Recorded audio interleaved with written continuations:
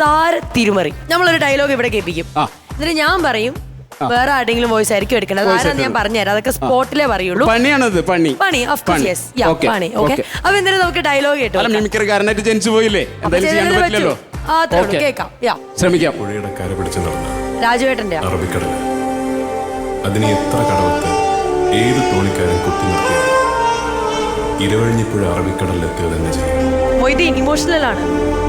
ഇരുവഴിഞ്ഞി അറബിക്കടലിനുള്ളതാണെങ്കിൽ കാഞ്ചന മൊയ്തീൻ. മനസ്സിലായല്ലോ ഈ ഡയലോഗ്? ഈ ഡയലോഗ് മനസ്സിലായി. പിന്നെ ആരാണ് ഇതിന്റെ പിന്നിൽ വരുന്നെന്നുള്ളതാണ് എനിക്ക് മനസ്സിലാവുന്നത്. Very simple. MS Tripunithura sir. ഈശ്വരാ, 8ന്റെ പണിയില്ല, 8 16ന്റെ പണിയാണ്.